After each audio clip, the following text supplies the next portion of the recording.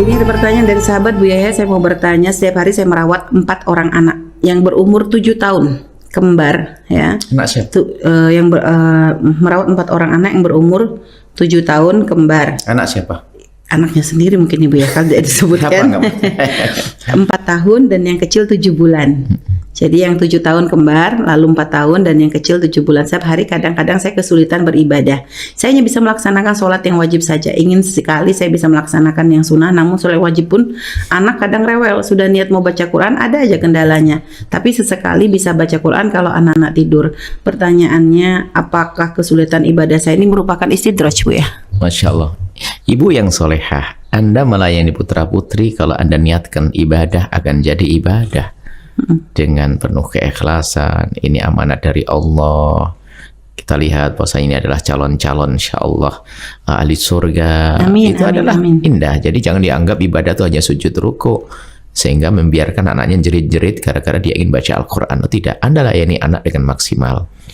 Ibadah Anda sambil membaca sholawat, membaca zikir, sambil mengerjain tugas-tugas rumah tangga, nggak ada masalah itu. Baru nanti kalau pengen sholat sunat banyak, nunggu anak lelap tidur, kita tinggal melakukan sholat di tengah malam, lebih dahsyat lagi. Jadi kita yang nyuri-nyuri waktu untuk melakukan ibadah, ya kan? Karena dengan Allah tuh kapan saja kan enak. Kalau anak waktu melek harus kita perhatikan, ya kan? Seperti itu. Jadi memahami ibadah tuh jangan sempit, jangan susah.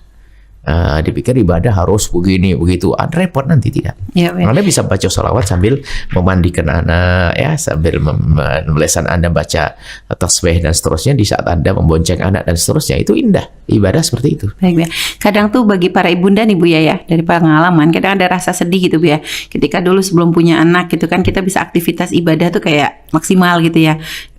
Sholat tarawih juga kayak enak gitu Bu ya. Tapi kadang sedang itu sempit wawasan. Iya Bu ya. Sempit wawasan. Ada ibadah itu nggak boleh dengan kesombongan, hawa nafsu. Sehingga itulah termasuk perempuan yang biasanya dipikir melayani suami itu bukan sebuah ibadah. Atau seorang suami menghibur istri di rumah dipikir bukan ibadah. Sehingga ada suami yang mukanya serem terus sampai di rumah pun masih melanjutkan hafalan Al-Qur'annya. Padahal dia harus manja dengan istri, cerita dengan istri dan sebagainya, atau sebaliknya.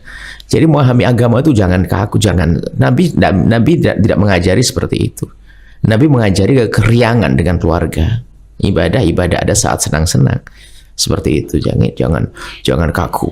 Ya Bu ya, karena kan Buya pernah bilang nih dalam satu nasihat Buya tuh kadang gini, kalau kita ternyata ibadah kita kok ada penurunan gitu tuh Bu ya, itu fitnah. Berarti kan ada sesuatu yang salah. Penurunan tuh maknanya apa? Ada kesempatan nggak mau datang. Misalnya kan di rumah malah dengan suaminya, dengan istrinya malah nganggur-nganggur, main handphone ini loh. Biasanya ngaji, lah ini fitnah.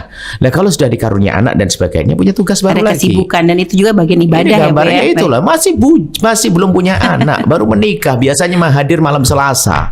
Taunya di rumah malah handphonean. Mestinya kan asik berduaan, pergi ke majelis, begitu kan? Baik Bu ya, jadi gitu Bu ya, artinya jangan memahami ibadah itu jangan harus sempit. lebih. Ibadah itu nggak ada susah. Makanya ulama dulu kenapa ibadahnya istiqomah kuat? Karena ibadah itu nikmat bagi mereka, bukan ibadah maksa harus ini. Iya Bu ya. Enggak, ibadah tuh dinikmati. Bahkan kalau perlu tahajudan itu adalah ada iramanya. Suami istri mungkin sudah paham dengan kemalasan istri yang susah dibangunin misalnya. Itu kan ada seninya juga. Mungkin harus seni membangunkannya bagaimana atau sebaliknya.